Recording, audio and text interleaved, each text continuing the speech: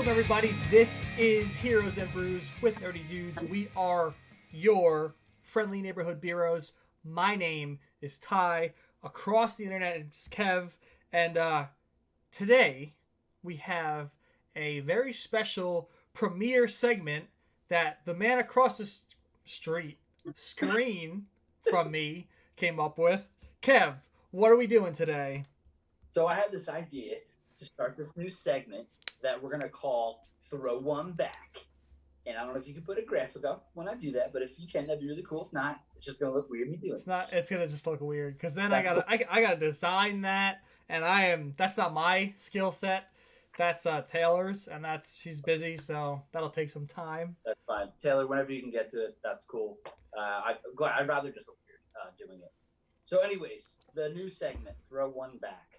So what this segment is Ty and I are going to go back in time and rewatch movies, superhero films that is, and we're gonna review them. So this week up first is the Amazing Spider-Man that came out in 2012. That starred Andrew Garfield, I think directed by Mark Webb, Emma Stone. So we are going to give our thoughts on that film. While throw them back. Yeah. You guys get it? Because it's and then the thing. Yeah, you guys are smart. So you, sir, after rewatching The Amazing Spider-Man, how do you feel about it 8 years later?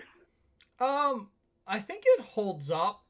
I personally liked the Tobey Maguire trilogy, the Sam Raimi trilogy better. Yeah. But it's still enjoyable, you know? It's still fun to watch because, like you've said in past episodes, that it's nice to have those solo superhero films just fighting their set of villains. And it's cool. Always a Spider-Man origin story is always fun to watch. You know, Uncle Ben's always getting axed. Maybe in the future Aunt May will do it. It'll be like a weird multiverse thing that happens. You know, it's cool seeing him fiddle around with his newly acquired powers because that's always so iconic and fun to enjoy when especially in The Amazing Spider-Man, how he's in the subway. He's getting stuck on the pole, ripping off the girl's shirt, just fighting people out of just straight instinct that has no clue what he's doing. And that itself was a really fun scene. What I liked best about The Amazing Spider-Man was how they actually tied in his parents from the beginning into Oscorp and why they died. I thought that was a cool way to actually show his parents in a film and not make it too drastic of an impact in his life. I agree, man. I agree. That's one of the points that I was going to bring up as well, because we never in any other Spider-Man film we've never learned much about Peter's his parents' background, what they came from, what they did. So it's really cool that they would dive into that story. Yeah. I really enjoyed that. And that was one of the main things that I enjoyed about The Amazing Spider-Man was this conspiracy, side story, I guess, with Peter's parents and his father especially. Yeah. What experiments that he was a part of, what he was working on. We've never seen that before. So I thought Mark Webb, his idea to introduce that to the Spider-Man mythos was really, really cool. It was, you had to differentiate yourself from the Raimi films. So that was one way to do it. Another thing that I really enjoyed about The Amazing Spider-Man was Andrew Garfield. I thought Andrew Garfield as this rendition of Peter Parker. I think this rendition of Peter Parker was a lot more emotional. I hate to use the word, but a lot more emo, like punk kid, I think. Like edgy, kind of. Yeah, but you know what, man? Andrew Garfield, the dude can act. We recently watched The Social Network again, and I don't know if you've ever seen The Social Network. Yeah, of course I have. Andrew Garfield is unbelievable in that movie. Yeah, he is. I really feel he was snubbed for any kind of award. I mean, he was fantastic. So Andrew Garfield can act. There's no denying that. I loved his performance. He was definitely my favorite part. His chemistry with Emma Stone was incredible. She's incredible in anything she's in. Those two together work really, really well. And I enjoyed the villain. I enjoyed Lizard. Of course, me, if I'm going to nitpick, I would have loved for him to have like a snout, like the '90s cartoon. Or Yeah. like, but whatever. That's it, you know. But my negatives about the film is I feel for a Spider-Man film, and I get that, you know, you really had to separate yourself from Raimi's trilogy, and what Raimi had brought to the Spider-Man character, the way the films looked, just everything, the presentation. This one was a lot darker than the original trilogy from Raimi. And I don't know if that necessarily works really well for a Spider-Man film. It's pretty heavy. It almost reminded me, as I was watching it, I thought to myself, wow, like, this reminds me of if Zack Snyder decided to direct a Spider-Man movie. Yeah. Or this Spider-Man belongs in the DC, movie universe or something like that. It just seems a little heavy to me. Like some of the storylines. I think for like, if you're trying to go for a grittier, more grounded, realistic Spider-Man, I think they nailed it if that's what they were going for. But after rewatching it again, the relationship between Peter and Gwen's father, the police chief. Police chief, thank you. And when he ends up dying at the end, I don't know. I don't know if you felt the same way. There's just a lot of heaviness in that movie. There's not a lot of bright, cheerful. This is a Spider-Man film. Yeah, I just want to back off that too, especially like the comedy in it. Like if you see him in the Spider-Man suit for like the first time fighting one of the lookalikes to the person who killed his uncle, he's like, "Oh no, not a knife!" Like he was trying to be funny, but it was in a dark, weird way. He was like on the floor, like begging, like, "This is my weakness," and then like shoots the webs at him. That was kind of like, okay, I get it. He's trying to be like the witty Spider-Man, but it's in a weird way. I didn't like that particular moment because it was more mocking in like a sadistic way than in a fun, loving way that Spider-Man is. I completely agree with you. And again, I don't know if that was another way to separate it, because Spider-Man in the comics is known for his kind of corny puns and things like that. I don't know if that was their way of trying to do that, but let's make it different. Let's make it our own. There is, in that same part, when the police finally come and the police try to shoot at him and he dodges the bullets and he says, I just did 80% of your job, and like throws the gun away. That part was always like, whoa. Yeah, it was like rude and not like lovable. It wasn't like, that's not something, the Spider-Man that I love, I would want to see him do.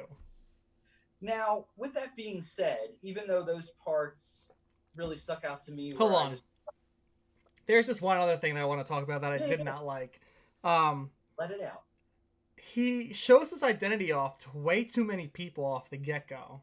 He's just throwing his mask up. The one time it worked brilliantly was when the first encounter with the lizard, he's saving the little boy who's in the car. It's dangling, right?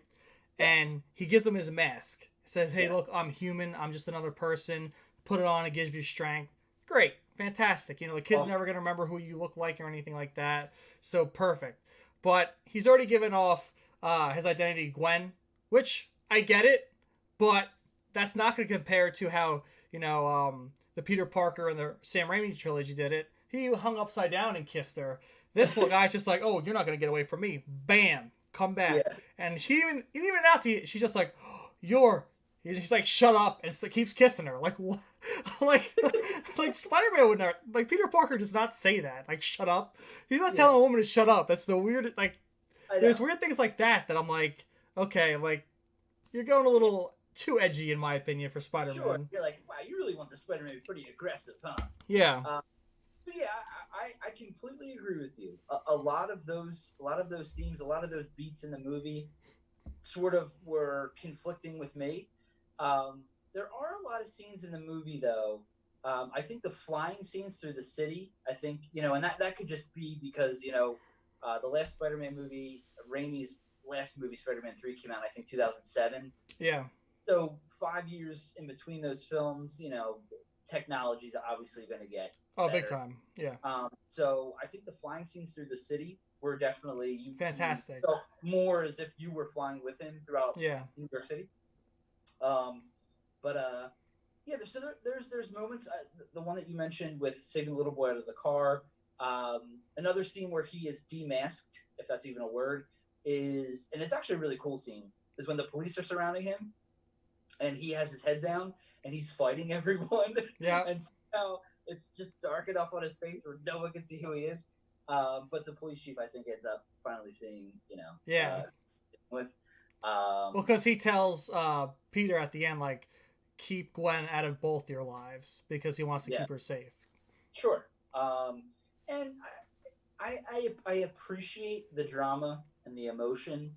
But to me, ultimately, at the end of the film, I don't think it felt like a Spider-Man movie to me. The way that and of course, I'm biased. It's all subjective. I don't know if that's the type of Spider-Man I really wanted to see. And it's a shame because there were certain elements to that film that they had, of course they went right into Amazing Spider-Man 2 with some of the storylines from 1 that I wish I would have been able to see fleshed out completely and what they were planning to do. And it almost seemed like in Amazing Spider-Man 2, I know we're not talking about that one now, they try to correct some of the wrongs that they did, but ultimately I think fell flat with that movie. But there was moments that were really intriguing to me.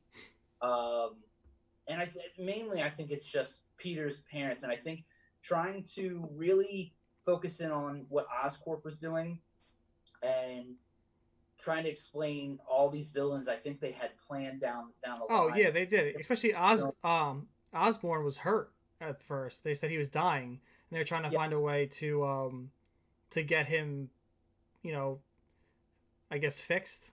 I don't know what. I'm not sure what was causing him to die. I don't know. I'm not sure. I don't remember with Spider-Man, The Amazing Spider-Man 2, if they went into it at all. But it would have been cool to see him.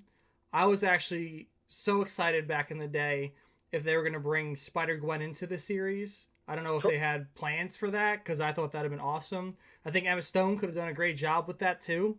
Oh, I think so, too. There's no doubt in my mind. There's no doubt in my mind. Yeah, so there's definitely a few things within that movie that they were trying to do that I would love to see executed. But I just think it didn't feel like a Spider-Man film, I think, to the majority of people. It didn't to me. I enjoy the film. I enjoy The Amazing Spider-Man. I think it's a fun movie. It's definitely a darker, grittier take on Spider-Man. So if you want kind of a change of scenery with your Spider-Man films, obviously, watch it. But at the end, I see why not many people were like responsive to it in a positive way. Yeah. Yeah. So, but cool. Yeah, overall, I'd probably say like out of 5 stars, I'd give it like 3.5, maybe. Mm-hmm. In my opinion. Yeah, I'd probably give it about 3 out of 5. I mean, there's some cool elements, and I think towards the end of the film, Peter kind of acting like an asshole towards the police and very cocky. Yeah. He does kind of do a 180, and I think obviously, and I meant to say that earlier. I think that was probably Mark Webb's intention was, so this kid gets these powers, and then he's like, "What are you going to do to me now?" Yeah. And then at the end of the film, realizes, "Wow, I can actually use this for something more." So I gotta, have an attitude check real quick. So yeah, I respect that, but I get your point because I felt the same way. So. Yeah. So thanks for throwing one back with us with maybe the film and the beer. Give us your thoughts on The Amazing Spider-Man and what you think about Andrew Garfield. We're curious. Comment in that comments section down there. Make sure you like and subscribe, all that fun stuff. And as always, thank you for watching. Cheers. Cheers.